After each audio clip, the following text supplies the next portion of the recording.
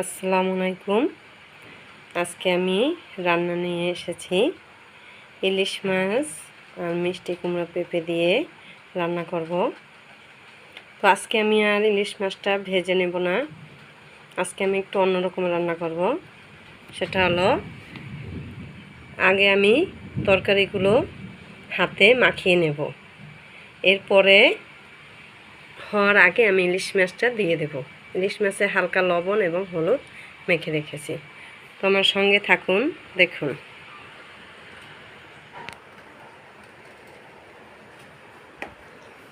আমি এখানে পেঁয়াজ, কাঁচামরিচ, তেল কড়াইতে দিয়ে দিছি। এখন স্বাদ মতন লবণ দেব।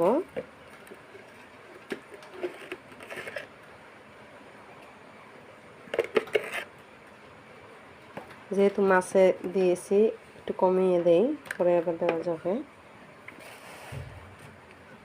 এখন হলুদটা দিয়ে দেব।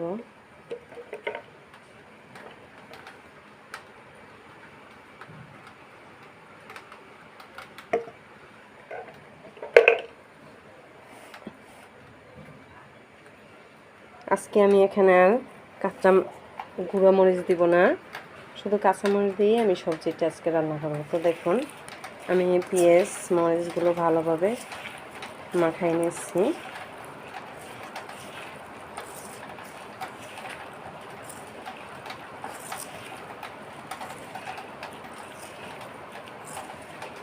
এই রান্নাটা আমি এক ভাড়াটিয়া ভাবির কাছ থেকে খেয়েছি। আমার কাছে ভালোই লেগেছে, তো আমি আপনাদের সাথে শেয়ার করলাম। আমি অনেক দিনই খেয়েছি, আজকে আপনাদের সাথে আবার শেয়ার করে দেখলাম। ভালো লাগলে আপনারাও খাবেন, কমেন্ট করে জানাবেন কেমন হয়েছে। পেঁয়াজ মরিচটা ভালোভাবে লবণ দেওয়াতে পেঁয়াজটা নরম হয়ে যায়, সুন্দর কষলিয়ে নেবেন। এরপরে সবজিগুলো দিয়ে দেবেন।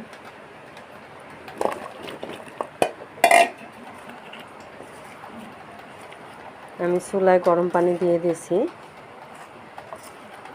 গরম পানিটা দিলে তরকারিটা দ্রুত সেদ্ধ হয় এবং স্বাদটাও ভালো হয়।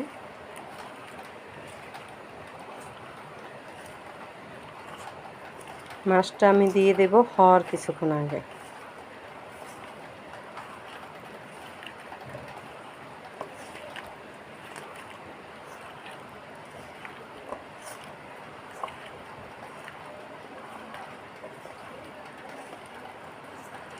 ইলিশ মাছের সেন্টে কিন্তু সব তরকারি ভালো লাগে। তো আজকে আমি অন্যরকম একটু রান্নাটা করে খেয়ে দেখি। সব সময় তো সব তরকারি কষিয়ে নেই বা ইলিশ মাছ ভুনা খাই, আজকে একটু মাখিয়ে খেয়ে দেখি। আপনারাও কিন্তু খেতে ভুল করবেন না।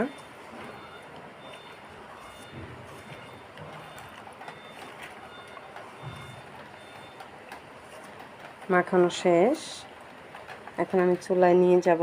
ওখানে গরম পানি দিয়েছি, সেটা দিয়ে দেব।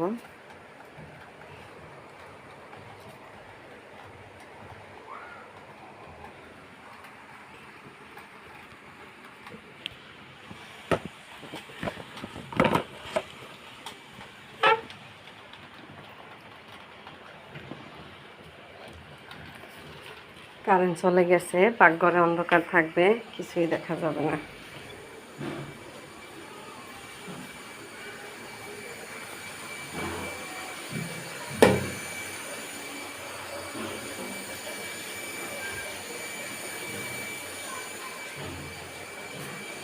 আমি এখন গরম পানিটা দিয়ে দিচ্ছি। পাকঘরে অন্ধকার তো, তাই কিছু দেখা যাচ্ছে না।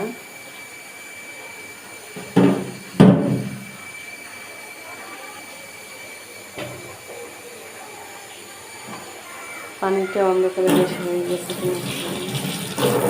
তাও বলতে পারতেছি না, এতই অন্ধকার। বৃষ্টি হচ্ছে বাহিরে।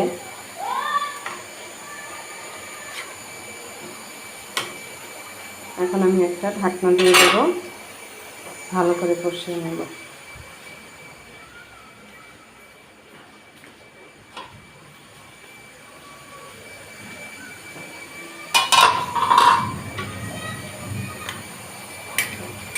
দেখাতে পারলাম না পুরো ভিডিওটা, কারেন্ট নেই তো, অন্ধকার।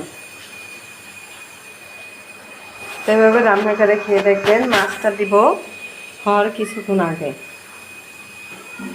ভিডিওটি ভালো লাগলে এই চ্যানেলটিকে সাবস্ক্রাইব করবেন, লাইক কমেন্ট শেয়ার করবেন। আল্লাহ হাফেজ।